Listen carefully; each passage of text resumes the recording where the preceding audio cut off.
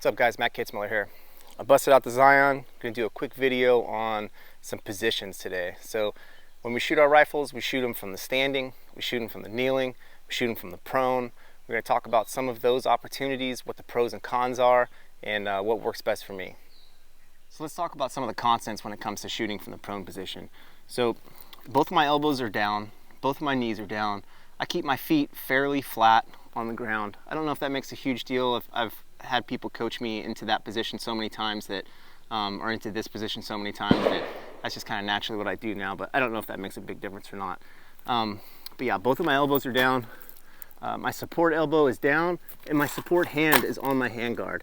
My gun is balanced, kind of monopoding off of this magazine.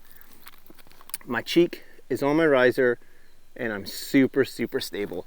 So this position works awesome if you have the opportunity. If there's nothing in your line of sight between you and the target that's gonna interfere with your bullet flight, this is an awesome position.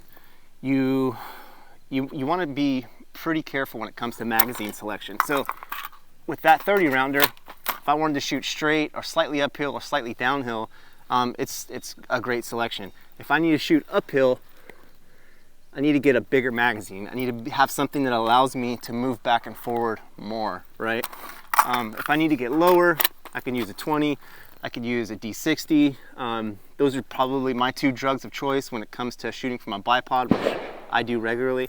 The beauty of this position is that it is super stable when other positions can offer a lot of fatigue. The cons to this position are getting in and out of it. So getting in and out of this position can be a little cumbersome, especially if you're shooting prone at the beginning of your stage. So the buzzer goes off, you shoot your shotgun, shoot your pistol, you go to shoot your rifle, and you get into this prone position, and then you gotta run 40 yards afterwards and shoot some more shit down the way. So that's when it starts becoming a pain in the butt. So you're gonna have to weigh those options. You know, what is it? Do I want more stability, less fatigue? Am I shooting a lot? I mean, if you're shooting 15, 20 rounds, you're gonna want the stability. If you're shooting 2 or 3 rounds, you might be able to get away with some type of a weird kneel or maybe an offhand shot. But that's the pros and cons of the prone position. So let's talk about a couple of the kneeling positions. So we'll start with the reverse kneel first. Some constants: the gun has to be supported. It's got to have something, whether it's this barricade or a barrel or a cattle gate or whatever it is, the gun has to be supported. I'm right-handed, my right knee is going to be up, my right elbow is on my knee / leg. I'm going to take my support hand, I'm going to grab my handguard, I'm going to rest my forearm on the same plane here that my gun's rested on. So it looks something like this. I'm going to take my gun, I'm going to move it all the way in so that my magazine is making contact with this barricade. If I'm shooting lower and I have the opportunity, I'm going to try to get my whole receiver touching this thing. Depending on what height I need, I'm going to try to get as much points of contact on this barricade or on my body that I possibly can to keep this gun stable. So I'm loading into this, I'm putting my weight and kind of propelling myself forward. You can see my left foot is kind of dug into the ground here, and I'm leaning into this thing. My cheek is welded and I'm super solid. I can shoot here for quite a while without experiencing much fatigue at all. The cons to this position is that more often than not, we get into this position where we kind of work through the same motions, and oops, we got a huge delta here. If I'm shooting in the open division, I might be able to use a bag and kind of build this position up a little bit, or not if I don't want to carry a bag with me. So what I'm going to do in this position, I'm going to double kneel. I'm going to load into it the same way that I did from the reverse kneel. I got just enough room where I can sneak my forearm and my support hand onto my handguard. I'm pushing in here, and in this position, my core is going to be just a little bit more tight. I'm going to flex a little bit more to keep myself a little bit more stable. And whether you're working yourself out of a little bit of a pinch or maybe a long pinch, that position works super good. Sometimes we get into a position where maybe I want to kind of cantilever off the side of this thing. So there's another opportunity there where I'm going to take these 3 fingers, I'm going to rest them on this ledge.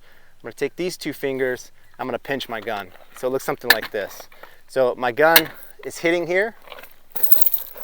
I'm pinching here and I'm in a standard reverse kneel. I got a little bit of room to move up and down. The cons to this position is that you're going to see at least this finger in your field of view, most likely. So you got a couple options. You can try to move it out of the way, trying to contort it, which is probably going to reduce the likelihood of not experiencing fatigue. So you're gonna feel that in your hand. Another option is to just get comfortable being uncomfortable what you're seeing through your scope. I mean, there's worse things that happen, so I guess that's probably my my suggestion is just get over it. But yeah, that'll get you out of a pinch too. So kind of like a little hybrid position. So when it comes to offhand rifle shooting, this is something that was an Achilles heel of mine for so long, and I looked at all the cheat codes and how can I do this with, you know, approach shooting and all these different tools and techniques. And when it was all said and done, I'll tell you the things that really got me good at shooting offhand rifle, and that is locking my knees. I use, when it comes to pulling my rifle back, so when you're shooting offhand rifle, your rifle needs to be pretty tight to your shoulder. Mine does anyway. My support hand is doing probably a solid 80%, maybe 90% of the work. It's pulling the gun towards me. This hand, I'm not doing a whole lot aside from pulling the trigger and maybe just steadying the back of the rifle. My thumb is on the right side of my receiver when I shoot anything that's, you know, require any type of precision. Different people do it different ways. So I'm pulling in here, I'm just steadying my gun here, my knees are locked, my magnification is 1 power less than what I think it should be. So if I'm looking at something and I think, oh man, that looks like probably a 3x kind of distance, I'm gonna go to 2. I'm just gonna back it down one less. The big deal with offhand rifle shooting is you got to do it. You can't wait for the match to come every time you're gonna see if your new tip or trick works. So spend a little bit of time on that one. Whether it's in dry fire, definitely one you want to hit live fire, but spend some sort of time until you figure out what works. Figure this stuff out on paper, right? If you want to see how fatigued you are, then shoot 10 rounds on paper at 50 or 60 yards, and then give yourself a little bit of a break, and then do the same course of fire again with making adjustment. Bend your knees, don't bend your knees. Use this arm, use this arm. Use different things in kind of a little bit of trial and error. I mean, you could probably figure out the best way for you in 50 rounds or less. So think about that, get out there and get after it.